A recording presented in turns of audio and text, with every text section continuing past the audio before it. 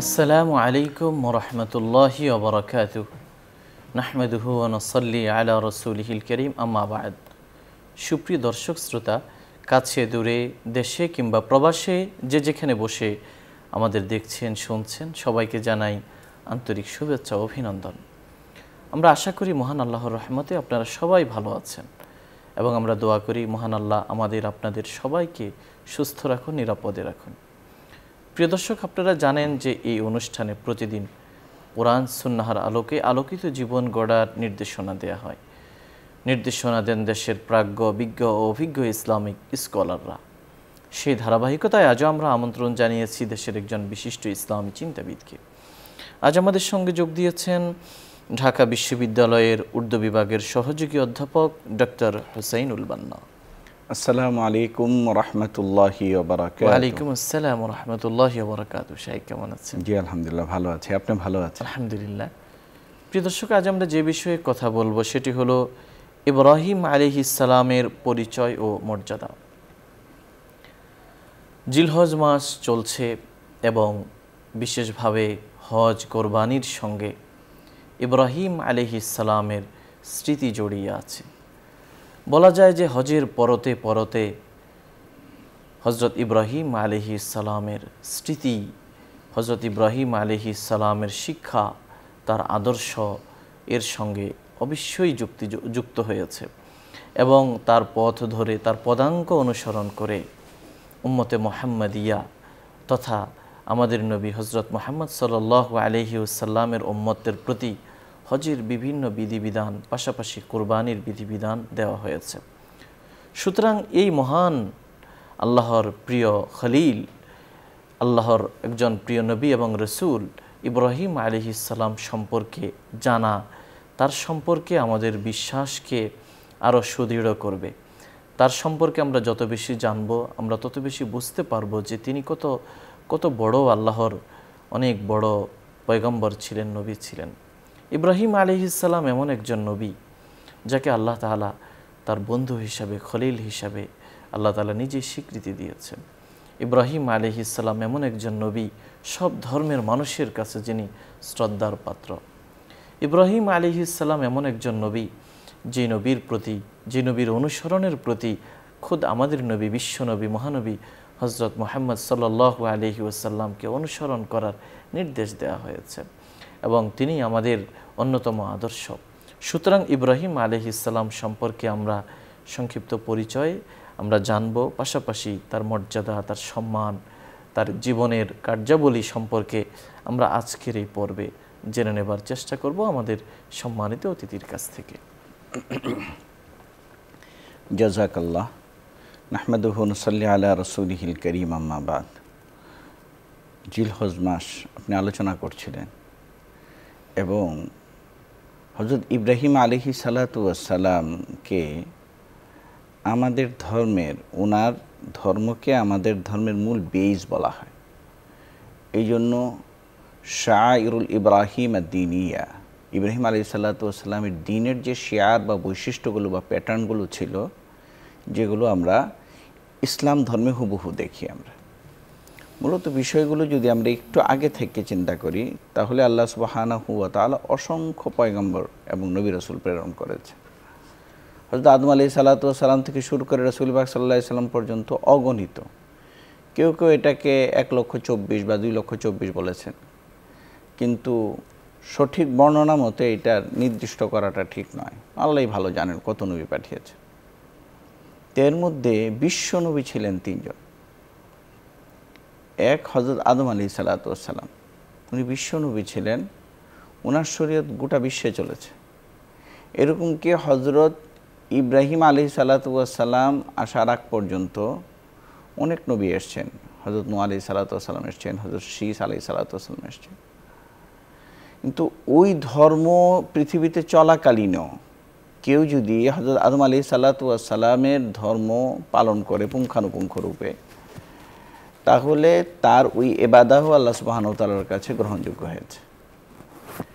হযরত ইব্রাহিম আলাইহিস সালাতু ওয়াস সালাম হচ্ছেন হযরত নূহ আলাইহিস সালাতু ওয়াস সালামের অধস্তন 11তম পুরুষ হচ্ছেন উনি। এবং আল কোরআন কারীমের 25টা সূরায় 204টি আয়াতে হযরত ইব্রাহিম আলাইহিস সালাতু ওয়াস সালামের সম্পর্কে এবং তার ধর্ম সম্পর্কে, শিয়ারে দ্বীন সম্পর্কে বিস্তর আলোচনা হয়েছে। বলা হয় যে কোরআনে কারীমে দুইজন নবীর আলোচনা সবচেয়ে বেশি হয়েছে। এক হচ্ছে হযরত মূসা আলাইহিস সালাতু ওয়াস সালাম। তার কারণটা ছিল এটা যে হযরত মূসা আলাইহিস সালাতু ওয়াস সালামের যে উম্মত ছিল তারা খুব একটা বিগ্রানো জাতি ছিল। তারা হযরত মূসা আলাইহিস সালাতু ওয়াস সালাম সহ বনি ইসরাইলের অসংখ্য নবীদেরকে তারা জ্বালিয়েছে এবং হত্যা করেছে। এরকম কি এক রাওয়ায়াতের মধ্যে আছে যে ইসরাইলিরা অর্থাৎ ইহুদিরা এত নবীদেরকে হত্যা করেছেন যে এটার সংখ্যাধিক্যের দিকে লক্ষ্য করে বলা হয় যে প্রায় 70,000 নবীদেরকে তারা হত্যা করেছেন। তারা এই জন্য আল্লাহ সুবহানাহু ওয়া তাআলা কোরআন কারীমের মধ্যেও বলছেন ওয়ায়াকতুলুনা আল আম্বিয়া বিগাইরি হক, তারা অন্যায়ভাবে নবীদেরকে তারা হত্যা করেছে। আর হযরত ইব্রাহিম আলাইহিস, কারণ ওই জাতির মতো ওই উম্মাহের মতো যাতে আমরা না হই, এই জন্য আল্লাহ বারবার সতর্ক করেছেন মুসা আলাইহিস সালাতু ওয়াস সালাম ঘটনা। আর কার মতো হব? হযরত ইব্রাহিম আলাইহিস সালাতু ওয়াস সালাম এবং তার ধর্ম পালনে আমরা যাতে সচেষ্ট হই। তো হযরত ইব্রাহিম আলাইহিস সালাতু ওয়াস সালাম ছিলেন আদম আলাইহিস সালাতু ওয়াস সালামের পরে বিশ্ব নবী, অর্থাৎ ওনার পরে অনেক নবী এসেছেন।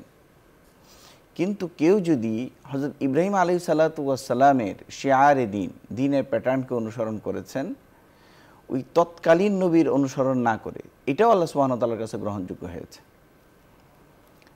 আমরা দেখতে পাই যে আমাদের পেয়ারে হাবিব রাসূল পাক সাল্লাল্লাহু আলাইহি সাল্লাম নিজেও ওনার নিকটবর্তী নবী ছিলেন হযরত ঈসা আলাইহিস সালাতু ওয়াস সালাম। কিন্তু রাসূল পাক সাল্লাল্লাহু আলাইহি সাল্লাম হেরা গুহায় যে ইবাদত করতেন, এটা কার ধর্ম মতে ইবাদত করতেন? তো বলা হয় যে হযরত ইব্রাহিম আলাইহিস সালাতু ওয়াস সালামের ধর্ম মতে উনি ইবাদত করেছেন। ঈসা আলাইহিস সালাতু ওয়াস সালামকে বাদ দিয়ে কেন উনি হযরত ইব্রাহিম আলাইহিস সালাতু ওয়াস সালামের ধর্ম মতে ইবাদত করলেন? এর মূল কারণই ছিল হযরত ইব্রাহিম আলাইহিস সালাতু ওয়াস সালাম ছিলেন বিশ্ব নবী এবং রাসূল পাক সাল্লাল্লাহু আলাইহি ওয়াসাল্লাম আসার আগ পর্যন্ত উনার শরীয়ত আসলে রহিত বা মানসুখ হয়ে যায়নি। উনার শরীয়ত মানসুখ হয়েছে, যেমন হযরত আদম আলাইহিস সালাতু ওয়াস সালামের শরীয়ত মানসুখ বা রহিত হয়েছে হযরত ইব্রাহিম আলাইহিস সালাতু ওয়াস সালামের মাধ্যমে, আর হযরত ইব্রাহিম আলাইহিস সালাতু ওয়াস সালামের শরীয়ত মানসুখ বা রহিত হয়েছে রাসূল পাক সাল্লাল্লাহু আলাইহি ওয়াসাল্লাম। তো রাসূল পাক সাল্লাল্লাহু আলাইহি ওয়াসাল্লামকে আল্লাহ সুবহানাহু ওয়া তাআলা এমনভাবে বৈশিষ্ট্যমণ্ডিত করলেন যে কিয়ামত পর্যন্ত অন্য যে কোনো ধর্ম, যে কোনো মতাদর্শ যত শ্রেষ্ঠ তুমি আমার কাছে মনে হোক না কেন, এটা গ্রহণযোগ্য নয়। রাসূল পাক সাল্লাল্লাহু আলাইহি ওয়াসাল্লাম আনিত দ্বীনই আল্লাহর কাছে গ্রহণযোগ্য। এরকম কি কিয়ামতের আগে যে হযরত ঈসা আলাইহিস সালাতু ওয়াস সালাম আসবেন, উনি কিন্তু ওনার শরীয়তের অনুসরণ করবেন না। উনি এসে রাসূল পাক সাল্লাল্লাহু আলাইহি ওয়াসাল্লাম আখির নবী, আমাদের নবীর শরীয়তকে উনি অনুসরণ করবেন। এবং হযরত ইব্রাহিম আলাইহিস সালাতু ওয়াস সালাম ছিলেন আসলে রাসূল পাক সাল্লাল্লাহু আলাইহি ওয়াসাল্লাম সহ হযরত ইব্রাহিম আলাইহিস সালাতু ওয়াস সালামের পরে যত নবী আসছেন সমস্ত নবীদের আদি পিতা ছিলেন হযরত ইব্রাহিম আলাইহিস সালাতু ওয়াস সালাম। কারণ হযরত ইব্রাহিম আলাইহিস সালাতু ওয়াস সালামের দুইজন সন্তান ছিলেন, হযরত ইসহাক আলাইহিস সালাতু ওয়াস সালাম, ওনার মা ছিলেন মা সারা আলাইহিস সালাতু ওয়াস সালাম।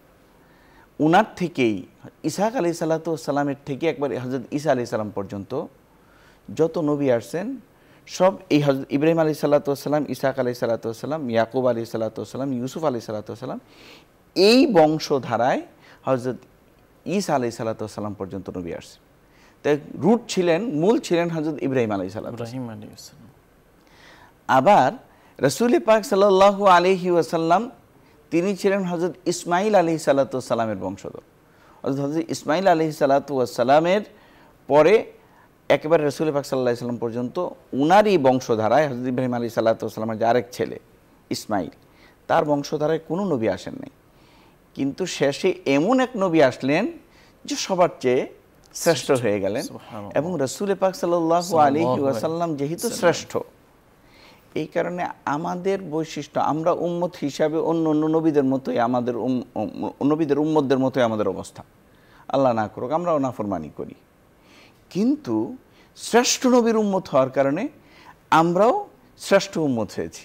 সমস্ত নবীর উম্মতদের মধ্যে আমরা হচ্ছি শ্রেষ্ঠ। এরকম কি রাসূল পাক সাল্লাল্লাহু আলাইহি ওয়াসাল্লাম হাদিসের মধ্যে বলেছেন, আনতুম আখিরুনা ফিদ দুনিয়া সাবিকুনা ফিল আখিরা, অর্থাৎ তোমরা সর্বশেষ উম্মত হিসাবে, নবীর উম্মত হিসাবে তোমরা পৃথিবীতে আসলেও জান্নাতে তোমরা সবচেয়ে আগে যাবে। সুবহানাল্লাহ।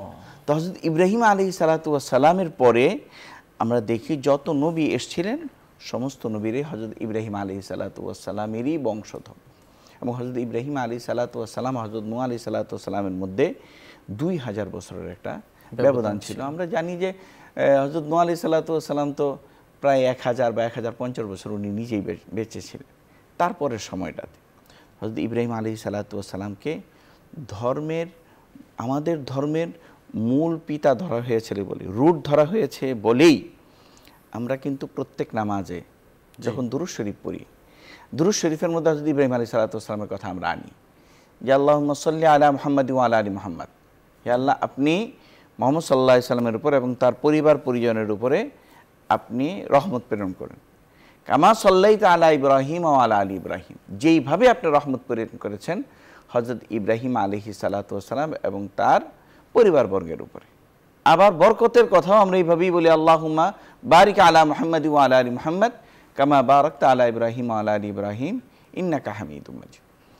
এখন হযরত ইব্রাহিম আলাইহিস সালাতু ওয়াস সালামকে আল্লাহ সুবহানাহু ওয়া তাআলা এমন বৈশিষ্ট্যমণ্ডিত করলেন যে হযরত ইব্রাহিম আলাইহিস সালাতু ওয়াস সালামকে আল্লাহ সুবহানাহু ওয়া তাআলা সূরাতুন নিসার মধ্যে 125 নম্বর আয়াতে আল্লাহ বলেন ওয়াত্তাখাযাল্লাহু ইব্রাহিমা খলিলা, আল্লাহ সুবহানাহু ওয়া তাআলা ইব্রাহিম আলাইহিস সালাতু ওয়াস সালামকে বন্ধুরূপে প্রেরণ করেছিলেন।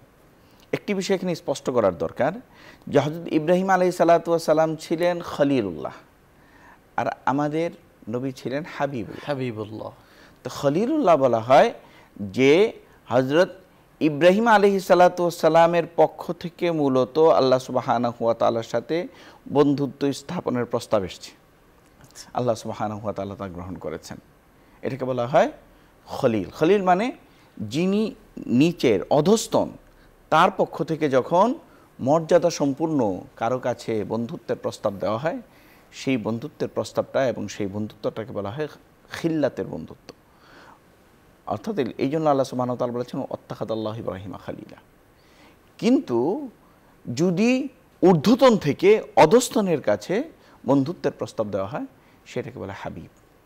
এই কারণে আমরা রাসূল পাক সাল্লাল্লাহু আলাইহি ওয়াসাল্লামকে দেখি যে রাসূল পাক সাল্লাল্লাহু আলাইহি ওয়াসাল্লামের এটা একটা সিফাত যে উনি একটা গুণবাচক নাম হচ্ছে এটা যে হাবিবুল্লাহ।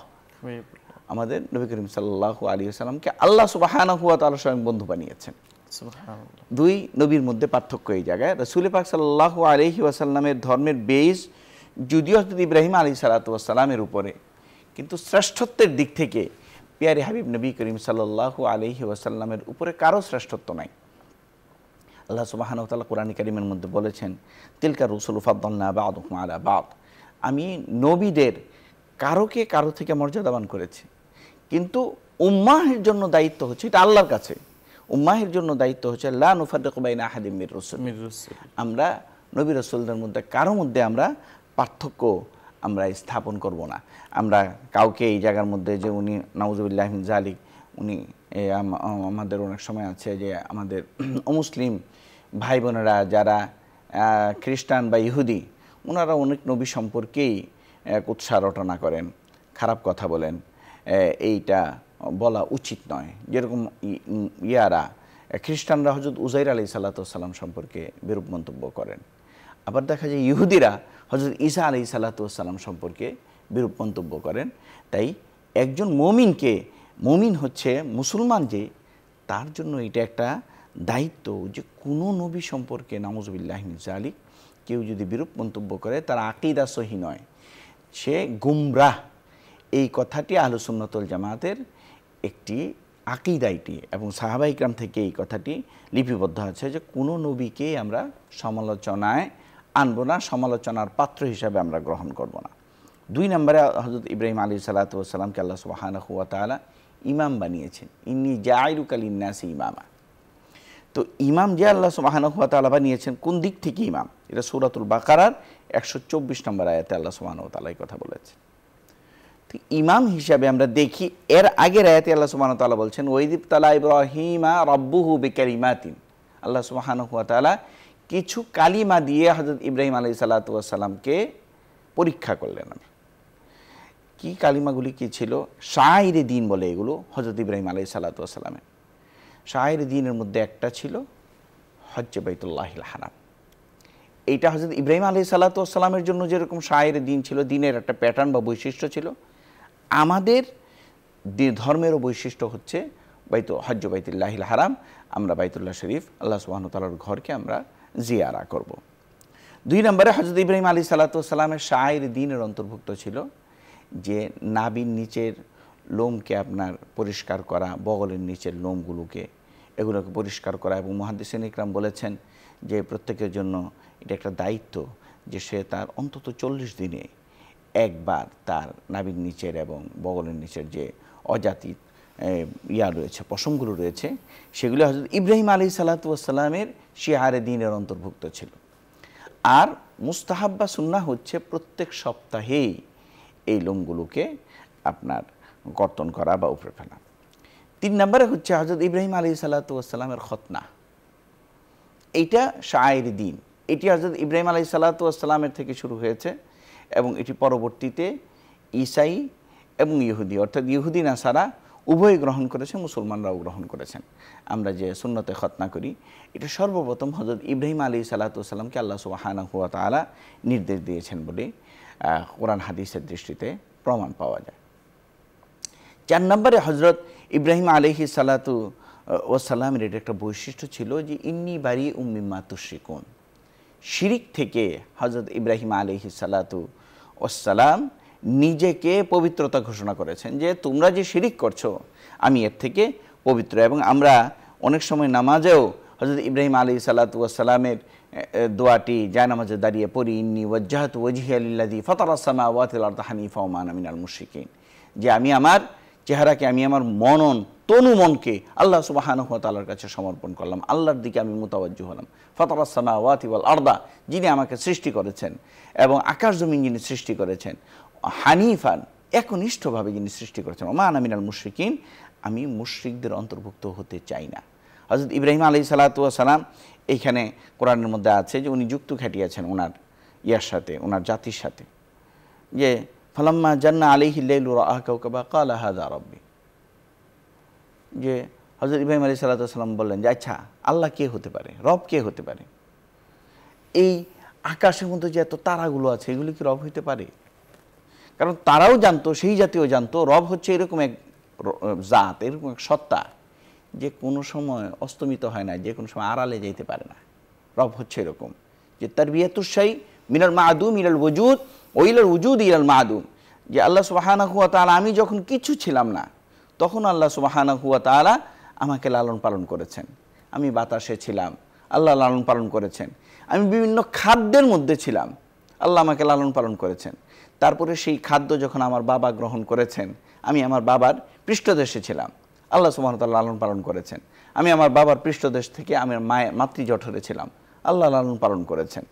আমি মাতৃজঠর থেকে বের হয়ে আসলাম, আল্লাহ সুবহানাহু ওয়া তাআলা লালন পালন করতেছেন। আবার যখন আমি কবরে চলে যাব, আল্লাহই লালন পালন করবেন, হাসরেও আমাকে দেখবেন। রব্বুন শব্দটার এরকম একটা ব্যাপক অর্থবোধক শব্দ যে এটার আসলে অন্য কোনো ভাষায় তর্জমাই হয় না, অনুবাদও হয় না। কোরআনকে আল্লাহ সুবহানাহু ওয়া তাআলা আরবি ভাষায় নাজিল করেছেন কেন? তার মূল কারণ হচ্ছে আরবি ভাষা হচ্ছে এত রিচ একটা ভাষা, এত সমৃদ্ধির একটা ভাষা, যে এই ভাষার অনেক শব্দগুলো আছে যেগুলির অন্য ভাষায় কোনো অনুবাদই নেই, অন্য ভাষায় ব্যাখ্যাই হতে পারে না। যেরকম একটা শব্দ আছে আল্লাহ, একটি রব, একটি আল্লাহ, আল্লাহ। আর আল্লাহর সিফাতি নামগুলির মধ্যে, গুণবাচক নামগুলির মধ্যে মুহাদ্দিসিন ইকরাম বলেন সর্বশ্রেষ্ঠ হচ্ছে রব।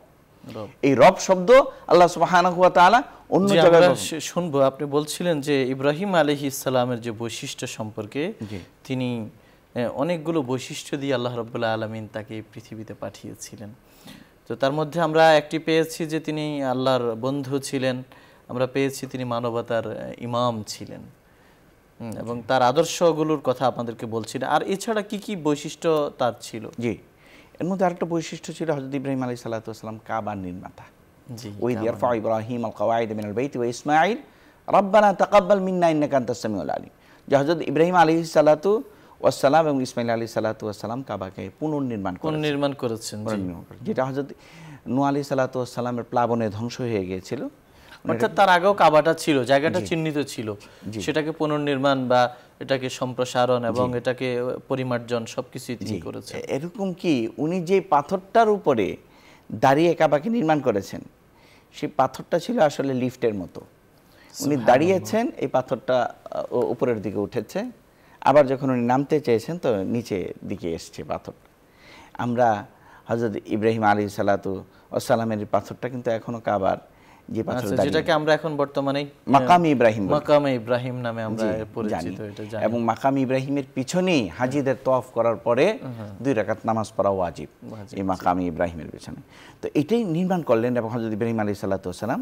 কিন্তু এখানে উনি অহংকারে আসেন নাই। ইব্রাহিম আলাইহিসসালাতু ওয়াসসালামের বৈশিষ্ট্য একটা, উনি সেখানেও এসে বলছেন রব্বানা তাকাব্বাল মিন্না, আল্লাহ কবুল করনেওয়ালা জাত তুমি, আমি এত কষ্ট করে কাবা নির্মাণ করছি কিন্তু আমাদেরকে তুমি কবুল করে নাও।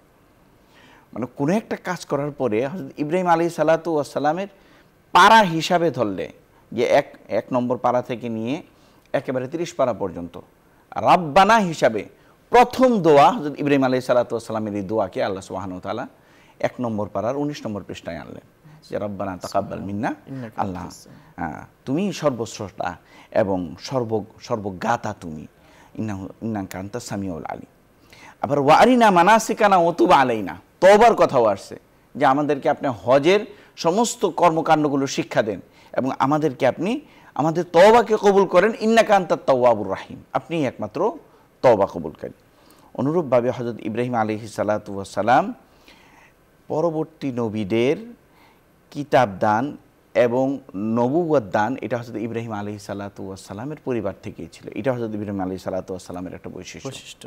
আমরা দেখি আল্লাহ সুবহানাহু ওয়া তাআলা বলছেন যে ওয়াহাবনা লাহু ইসহাক ওয়া ইয়াকুব ওয়া জাআলনা ফি যুররিয়্যাতিহি নবুওয়াতা ওয়াল কিতাবা ওয়া আতাইনাহু আজরাহু ফিদ দুনিয়া, যে আমি তাকে ইসহাক আলাইহিসসালাতু ওয়াসসালামকে দান করলাম এবং হযরত ইব্রাহিম আলাইহিসসালাতু ওয়াসসালামের যে এতজন নবী আপনার তার পরিবার থেকে এসেছে, এটা কি আর কোনো নবীর ক্ষেত্রে দেখা যায়? আর কোনো নবী, অর্থাৎ এটা তারই বৈশিষ্ট্য যে তার পরিবার থেকেই অসংখ্য নবীর জন্ম হয়েছে। এরকম কি এটা একটা বিশুদ্ধতম মত যে হযরত ইব্রাহিম আলাইহিসসালাতু ওয়াসসালামের পরে কোনো নবী ওনার পরিবারের বাইরে হয়নি, কোনো নবী। এই যে এরপরে রাসূল পাক সাল্লাল্লাহু আলাইহি সাল্লাম পর্যন্ত এসছেন, কোনো নবী ওনার বংশধরদের মধ্যে বাইরে হননি। এই কারণে দেখা যায় যে আল্লাহ সুবহানাহু ওয়া তাআলা যেভাবে বলেছেন লাকাদ কানা লাকুম ফি রাসূলিল্লাহি উসওয়াতুন হাসানা, আমরা তোমাদের জন্য রাসূল পাক সাল্লাল্লাহু আলাইহি ওয়াসাল্লামকে আমরা উত্তম আদর্শ রূপে প্রেরণ করেছি। এরকমভাবে হযরত ইব্রাহিম আলাইহিসসালাতু ওয়াসসালাম সম্পর্কে আল্লাহ সুবহানাহু ওয়া তাআলা বলছেন হযরত সূরা মুমতাহিনার মধ্যে যে কাদ কানাত লাকুম উসওয়াতুন হাসানাতুন ফি ইব্রাহিম ওয়াল্লাযিনা মাআহ, ইব্রাহিম আলাইহিসসালাতু ওয়াসসালাম এবং তার সাথে যারা ছিলেন তাদেরকে তোমাদের জন্য উত্তম আদর্শ রূপে প্রেরণ করেছে, আল্লাহ সুবহানাহু ওয়া তাআলা এই কথা বলছেন। তো আমরা দেখি যে হযরত ইব্রাহিম আলাইহিসসালাতু ওয়াসসালামের এটা একটা বৈশিষ্ট্য যে রাসূল পাক সাল্লাল্লাহু আলাইহি ওয়াসাল্লাম আসার পরেও বলতেছেন রাসূল পাক সাল্লাল্লাহু আলাইহি ওয়াসাল্লাম আনা খাতামুন নবিয়্যিন, এবং আল্লাহ সুবহানাহু ওয়া তাআলা কোরআনে কারীমে ইরশাদ করেছেন ওয়া খাতামুন নবিয়্যিন। কিন্তু এরপরেও হযরত ইব্রাহিম আলাইহিসসালাতু ওয়াসসালামের দ্বীনের বৈশিষ্ট্যগুলো, ওনার চারিত্রিক বৈশিষ্ট্যগুলো আমাদেরকে গ্রহণ করার কথা কিন্তু আল্লাহ সুবহানাহু ওয়া তাআলা নির্দেশনা দেয়া হয়েছে। যেরকম আল্লাহ সুবহানাহু ওয়া তাআলা বলছেন ইয়াল্লাযিনা আমানুর কাউ ওয়াসজুদু ওয়াবুদু রাব্বাকুম, আল্লাহ সুবহানাহু ওয়া তাআলা যেন তোমরা ইবাদত করো, ওয়াফআলুল খায়রা লাআল্লাকুম তুফলিহুন ওয়াজাহিদু ফিল্লাহি হাক্কা জিহাদি হুয়া জাতাবাকুম ওয়া মা জাআলা আলাইকুম ফিদ-দীনি মিন হারাজ। আল্লাহ সুবহানাহু ওয়া তাআলা তোমাদেরকে নির্বাচন করেছেন এবং তোমাদের ধর্মে আল্লাহ সুবহানাহু ওয়া তাআলা কষ্টকর কোনো বিষয়কে রাখেননি। মিল্লাতা আবিকুম ইব্রাহিম, তোমাদের পূর্বপুরুষ হযরত ইব্রাহিম আলাইহিসসালাতু ওয়াসসালামের ধর্মে যেরকমভাবে আল্লাহ সুবহানাহু ওয়া তাআলা কোনো কষ্টকর জিনিস রাখেন নাই, তোমাদেরকেও এইভাবে, আবার কি ওই ধর্মের ওই উম্মতদেরকেও হুয়া সাম্মাকুমুল মুসলিমিন, যে তিনি তোমাদেরকে আল্লাহ সুবহানাহু ওয়া তাআলা তোমাদের নাম হিসাবে তোমাদের নামকরণ করলেন মুসলমান নাম। সুতরাং মুসলমান এই শব্দটা আল্লাহ সুবহানাহু ওয়া তাআলার পক্ষ থেকে কিন্তু আমরা পেয়েছি। কেন পেয়েছি? যে আমাদের ধর্মের রুট হচ্ছে হযরত ইব্রাহিম আলাইহিসসালাতু ওয়াসসালামের ধর্ম। হযরত ইব্রাহিম আলাইহিসসালাতু ওয়াসসালাম সম্পর্কে কিয়ামতের ঘটনা একটি আছে যে হযরত আয়েশা রাদিয়াল্লাহু তাআলা আনহার সামনে রাসূল পাক সাল্লাল্লাহু আলাইহি সাল্লাম কিয়ামতের ভয়াবহতা বর্ণনা করতেছিলেন যে প্রথম সিংহায় ফুঁক দেওয়া হবে, সবাই মরে যাবে। প্রথম সিংহা থেকে দ্বিতীয় সিংহায় ফুৎকারের সময় থাকবে প্রায় 40 বছর।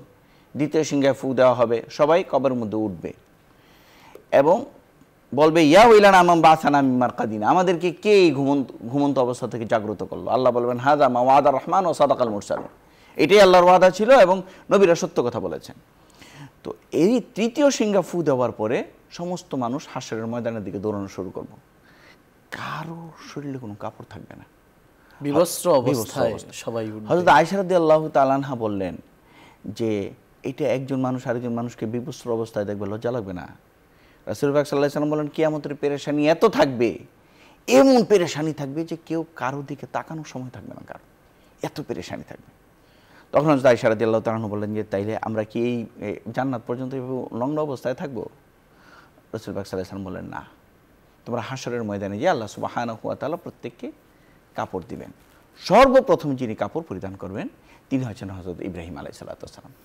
যে আমাদের আদি পিতা হচ্ছে হযরত আদম আলাইহিস সালাতু ওয়াস সালাম, কিন্তু আদম আলাইহিস সালাতু ওয়াস সালামেরও আগে আল্লাহ সুবহানাহু ওয়া তাআলা এই বৈশিষ্ট্যের দ্বারা হযরত ইয়াকে এই অভিধায় বিভূষিত করলেন আল্লাহ সুবহানাহু ওয়া তাআলা যে হযরত ইব্রাহিম আলাইহিস সালাতু ওয়াস সালাম সর্বপ্রথম কাপড় পরিধান করবেন, তারপরে সবাই আমরা কাপড় পরিধান করব। নবী এবং সিদ্দিক এই শব্দটি আল্লাহ সুবহানাহু ওয়া তাআলা মানব জাতির জন্য হযরত ইব্রাহিম আলাইহিস সালাতু ওয়াস সালামের ব্যাপারেই ব্যবহার করেছেন। যে ওয়াজকুর ফিল কিতাবি ইব্রাহিম ইন্নাহু কানা সিদ্দিকান নাবিয়্যা, যে তিনি অত্যন্ত সত্যনিষ্ঠ এবং একজন নবী ছিলেন, সত্যকে প্রতিষ্ঠা করেছেন হযরত ইব্রাহিম আলাইহিস সালাতু ওয়াস সালাম। এর মানে কি অন্য নবীরা সত্যকে প্রতিষ্ঠা করেননি? অবশ্যই করেছেন, কিন্তু হযরত ইব্রাহিম আলাইহিস সালাতু ওয়াস সালামকে আল্লাহ সুবহানাহু ওয়া তাআলা সত্যকে প্রতিষ্ঠা করার যে আপ্রাণ একটা চেষ্টা, একটা বৈশিষ্ট্য এখানে হাইলাইট করেছিলেন, ফোকাস করেছিলেন আল্লাহ সুবহানাহু ওয়া তাআলা। এক এক নবীর জন্য এক একটা বৈশিষ্ট্যকে ফোকাস করেছেন। আমরা হযরত ইব্রাহিম আলাইহিস সালাতু ওয়াস সালামের জন্য সত্যকে প্রতিষ্ঠা করার বিষয়গুলো আমরা দেখতে পাই। হযরত ইব্রাহিম আলাইহিস সালাতু ওয়াস সালামকে আল্লাহ সুবহানাহু ওয়া তাআলা মুসলিম জাতির আদি পিতা বলেছেন সূরাতুল হজের মধ্যে, মিল্লাতা আবিকুম ইব্রাহিম, সেটি আমরা জানলাম। সূরাতুল হজে আল্লাহ সুবহানাহু ওয়া তাআলা হযরত ইব্রাহিম আলাইহিস সালাতু ওয়াস সালামের আরেকটি বৈশিষ্ট্যের কথা বলেছেন। হযরত ইব্রাহিম আলাইহিস সালাতু ওয়াস সালামকে বলেছেন ওয়াআদ্দিন ফিন নাস বিল হজ, হজের এলান করুন আপনি, ইয়াতুকা রিজালান, আপনার এখানে মানুষ আসবে, ওয়া আলা কুল্লি দামিরি ইয়াতিনা মিন কুল্লি ফাজ্জিন আমিক, যে প্রত্যেক দুর্বল এবং সবল বাহনের উপরে উঠে মানুষ আপনার জন্য আসবে। এখানে তাফসিরে মাজহারির একটা কথা উল্লেখ করতে হয় যে হযরত ইব্রাহিম আলাইহিস সালাতু ওয়াস সালাম তখন মক্কার সাফা মারওয়া পাহাড়ে, কোন কোন রওয়ায়াতের মধ্যে এবং কোন কোন রওয়ায়াতের মধ্যে আছে জাবাল আবি কাইস নামে একটা পাহাড় আছে, যে মিনায় যাওয়ার রাস্তার রাসূল পাক সাল্লাল্লাহু আলাইহি ওয়াসাল্লামের যে বাড়ি জন্মস্থান ছিল ঠিক এর অপর দিকে জাবাল আবি কাইস। এইখানে দাঁড়িয়ে হযরত ইব্রাহিম আলাইহিস সালাতু ওয়াস সালাম ওয়াদ্দিন ফিন নাস, হজের ঘোষণা দিয়েছিলেন। এবং আল্লাহ সুবহানাহু ওয়া তাআলা এই ঘোষণাকে আলমে আরওয়াহ পর্যন্ত নিয়ে গেছেন, রূহের জগৎ পর্যন্ত নিয়ে গেছেন। বলা হয় ওই রূহের জগতে যারা সেই দিন হযরত ইব্রাহিম আলাইহিস সালাতু ওয়াস সালামের ডাক শুনেছিলেন, যে হযরত ইব্রাহিম আলাইহিস সালাতু ওয়াস সালাম এখানে দাঁড়িয়ে দুনিয়াতে দাঁড়িয়ে হজের জন্য এলান করছেন, তাদেরই হজ নসিব হয়। তবে এই রিওয়ায়াতটা সম্পর্কে কিছু কথা আছে, কিন্তু হিস্টোরিক্যাল জায়গা থেকে বা ঐতিহাসিক জায়গা থেকে তার একটা ভালো একটা ডিমান্ড থাকবে। জি জি জি হযরত শুকরিয়া মোহতারাম, আপনি আমাদের বলছিলেন ইব্রাহিম আলাইহিস সালামের পরিচয় এবং মর্যাদা সম্পর্কে। প্রিয় দর্শক, আজ আমরা আমাদের সম্মানিত আলোচকের কাছ থেকে যে বিষয়গুলো আমরা পেয়েছি তাতে এই আলোচনাগুলো উঠে এসেছে যে ইব্রাহিম আলাইহিস সালাম আল্লাহর একজন বড় নবী এবং নবী ছিলেন এবং তিনি প্রেরিত হয়েছিলেন বিশ্বময়। এবং ইব্রাহিম আলাইহিস সালাম সম্পর্কে পবিত্র কোরআনুল কারিমে 25টি সূরায় 204টি আয়াতে বর্ণিত হয়েছে। এবং পবিত্র কোরআনে যেই দুইজন নবীর ব্যাপারে সবচেয়ে বেশি আলোচনা এসেছে তার মধ্যে তিনি একজন অন্যতম, আরেকজন হলেন হযরত মূসা আলাইহিস সালাম। হযরত ইব্রাহিম আলাইহিস সালামের প্রতি সম্মান দেখিয়ে প্রতি ওয়াক্তে প্রতি নামাজে আমরা দুরুদে ইব্রাহিমী যেটাকে আমরা পড়ে থাকি, সেখানে ইব্রাহিম আলাইহিস সালামের নাম নেওয়া হয় কৃতজ্ঞতার জায়গা থেকে এবং শ্রদ্ধার জায়গা থেকে। ইব্রাহিম আলাইহিস সালামকে আল্লাহ রাব্বুল আলামিন বিশেষ বৈশিষ্ট্যে মণ্ডিত করেছিলেন, বিশেষ গুণাবলীর অধিকারী করেছিলেন। তার মধ্যে অন্যতম হলো ইব্রাহিম আলাইহিস সালাম ছিলেন আল্লাহর খলিল বা বন্ধু।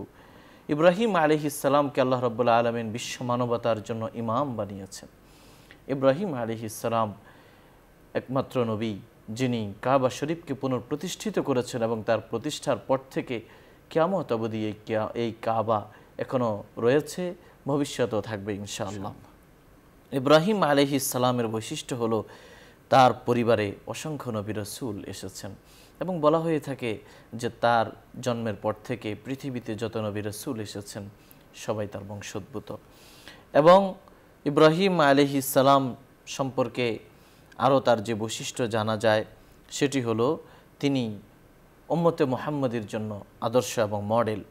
তিনি মুসলিম মিল্লাতের পিতা, তিনি মিল্লাতে আবিকুম ইব্রাহিম হুয়া সাম্মাকুমুল মুসলিমিন, এবং তিনি মুসলিম নাম রেখেছেন। আমাদের যে নাম মুসলমান, এই নামটি তার রাখা।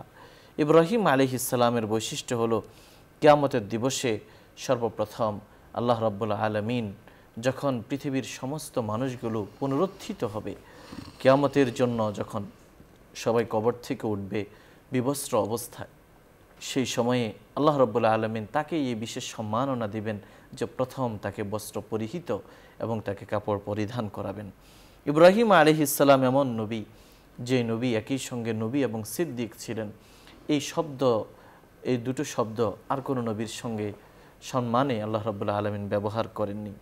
ইব্রাহিম আলাইহিস সালাম ছিলেন সেই নবী যিনি হজের আজান দিয়েছেন এবং তার আজান শুনে যুগ যুগ ধরে, হাজার বছর ধরে এবং কিয়ামত অবধি মানুষেরা লাব্বাইক বলতে বলতে কাবা মুখরিত করে, আরাফা, মুজদালিফা, মিনা মুখরিত করে তারা সেখানে অবস্থান করবে এবং আল্লাহর ঘর জিয়ারত করবে। সুতরাং ইব্রাহিম আলাইহিস সালাম সম্পর্কে জানা এই মাসে বিশেষভাবে জিলহজের সঙ্গে, হজের স্মৃতির সঙ্গে, কোরবানির সঙ্গে ইব্রাহিম আলাইহিস সালামের অনেক স্মৃতি জড়িয়ে আছে। তার ব্যাপারে আলোচনা করা এটাও জিক্রে খাইর এবং উত্তম আলোচনার অন্তর্ভুক্ত। আমরা তাকে শ্রদ্ধা করব এবং যখন আমরা আমাদের নবীর উপরও দুরূদ শরীফ পড়ব, চেষ্টা করব দুরূদে ইব্রাহিমই পড়ার জন্য, যাতে করে ইব্রাহিম আলাইহিস সালামের যে কৃতিত্ব, তার যে বৈশিষ্ট্য, তার যে সম্মান, সেটাও যেন রক্ষা হয়। আল্লাহ রাব্বুল আলামিন কথাগুলো বুঝার এবং আমল করার তৌফিক দান করুন। প্রিয় দর্শক, আলোচনার এই পর্যায়ে আমরা সংক্ষিপ্ত মোনাজাতে অংশগ্রহণ করব। আপনারা চাইলে আমাদের সঙ্গে মোনাজাতে শামিল হতে পারেন। আলহামদুলিল্লাহি রাব্বিল আলামিন والصلاة والسلام على أشرف الأنبياء والمرسلين وعلى آله وصحبه أجمعين. اللهم لا نحصي ثناء عليك أنت كما أثنيت على نفسك. اللهم إنا نسألك بأن لك الحمد لا إله إلا أنت المنان بديع السماوات والأرض يا ذا الجلال والإكرام يا حي يا قيوم.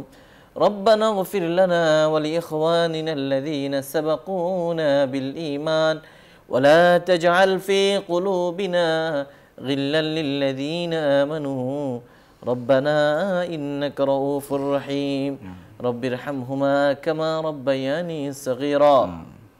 মাওলাই করিম, ইয়া রব্বাল আলামিন, আজ আমরা যে বিষয়ে আলোচনা করেছি, আলোচনা শুনেছি, আল্লাহ আমাদের ইমানেরই অংশ। আল্লাহ নবীদের উপর ইমান আনা আল্লাহ ইমানের অন্যতম দাবি।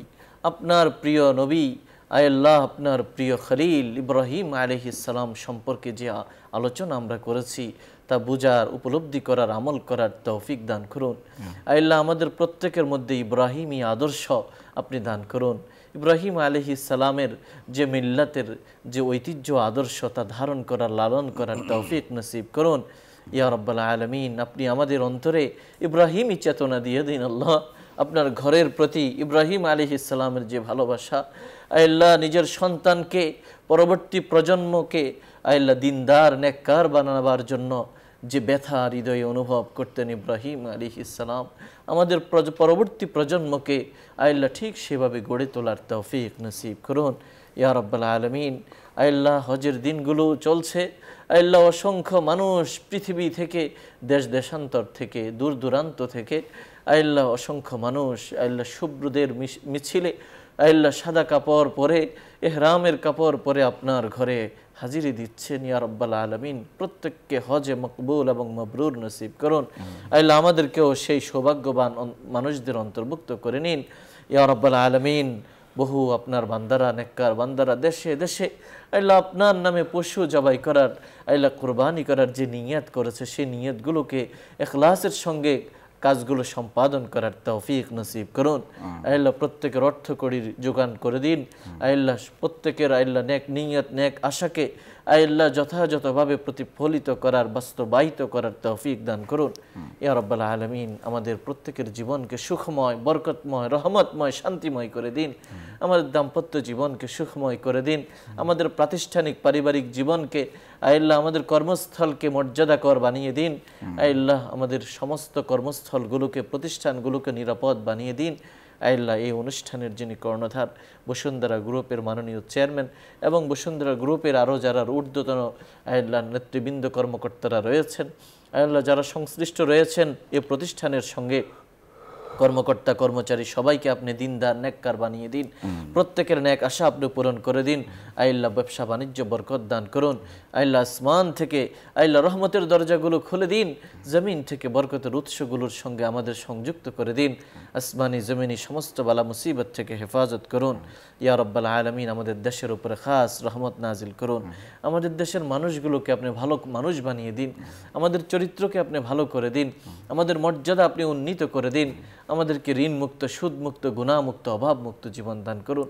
আমাদেরকে সমস্ত ধরনের কল্যাণ আপনি দান করুন, সমস্ত অকল্যাণ থেকে হেফাজত করুন ইয়া রাব্বুল আলামিন। আপনার কাছে আমরা জান্নাত চাই, আমাদেরকে জান্নাতি মানুষ বানিয়ে দিন। জান্নাতি মানুষের কাফেলায় আমাদেরকে যুক্ত করে দিন। আল্লাহ জান্নাতি মানুষের দলে আমাদেরকে শামিল করে দিন ইয়া রাব্বুল আলামিন। জাহান্নামীদের কাতার থেকে আমাদের নামকে কেটে দিন।